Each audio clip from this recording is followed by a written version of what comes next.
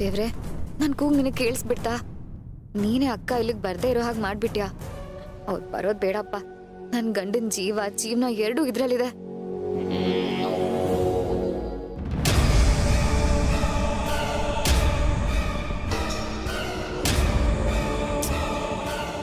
ಅರ್ಜುನ್, ಇದ್ರಲ್ಲಿ ನಿಂದೇನು ಮಸ್ಲೆತ್ತಿಲ್ಲ ತಾನೆ? ಏನ್ ನಿನ್ ಮಾತಿನ ಅರ್ಥ? ಅದಕ್ಕೆ ಇಲ್ಲಿಗೆ ಬರ್ದೇ ಇರೋ ಥರ ನೀನೇನೋ ಮಾಡಿರ್ಬೋದಲ್ವಾ? ನಾನು ಯಾಕೆ ಹಾಗೆ ಮಾಡಲಿ? ಯಾಕಂದ್ರೆ ನಿನ್ನ ತಮ್ಮಂಗಾಗೋ ಶಿಕ್ಷೆನ ತಪ್ಸೋದಕ್ಕೆ. ವಾಟ್? ನೀನೇನೋ ಅದಕ್ಕೆ ಮ್ಯಾನಿಪುಲೇಟ್ ಮಾಡಿ ಕೋರ್ಟಿಗೆ ಬರ್ದೇ ಇರೋ ಹಾಗೆ ಮಾಡಿದ್ಯಾ ಅಂತ.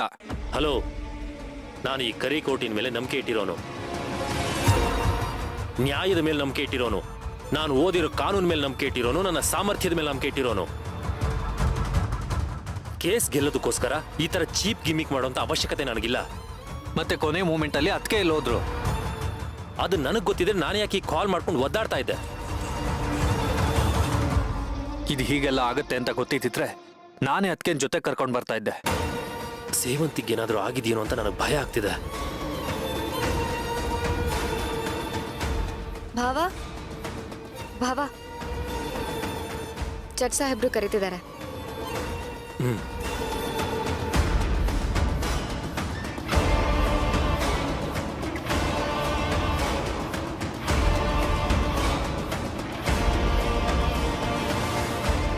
ಅಲ್ರಿ, ಕೋರ್ಟ್ಗೆ ಕೇಸನ್ನ ಸಬ್ಮಿಟ್ ಮಾಡಿ ವರ್ಷಗಟ್ಲೆ ಕಾಯ್ತಾ ಇರ್ತಾರೆ.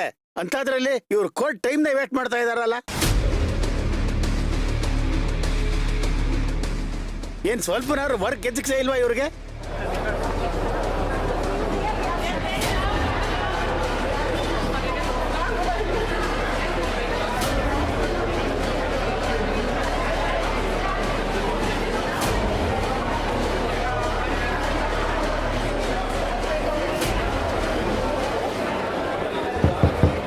Order, order.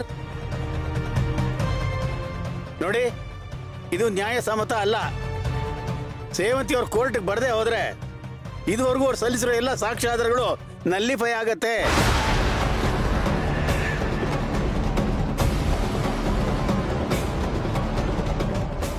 Contempt of court ಅಂತ ಲಾಯರ್ ಸೇವಂತಿ ಅವ್ರಿಗೆ ನೋಟಿಸ್ ಇಶ್ಯೂ ಮಾಡಬೇಕಾಗತ್ತೆ. ಕ್ಷಮಿಸಿ ಯುವರ್ ಆನರ್, ಸೇವಂತಿಯವರು ಇದುವರೆಗೂ ಈ ಥರ ಮಾಡಿದ್ದೇ ಇಲ್ಲ. ಖಂಡಿತ ಏನೋ ಎಮರ್ಜೆನ್ಸಿ ಇರಬೇಕು. ಮಿಸ್ಟರ್ ಅರ್ಜುನ್, ಕಾರಣ ಏನೇ ಇರಲಿ, ನ್ಯಾಯಾಲಯನ ಕಾಯಿಸೋದಕ್ಕೆ ಯಾರಿಗೂ ಹಕ್ಕಿಲ್ಲ. ಸೇವಂತಿ ವಿರುದ್ಧ ಬಾರ್ ಕೌನ್ಸಿಲ್ನಲ್ಲಿ ಕ್ಷಮಿಸಿ ಯುವರ್ ಆನರ್.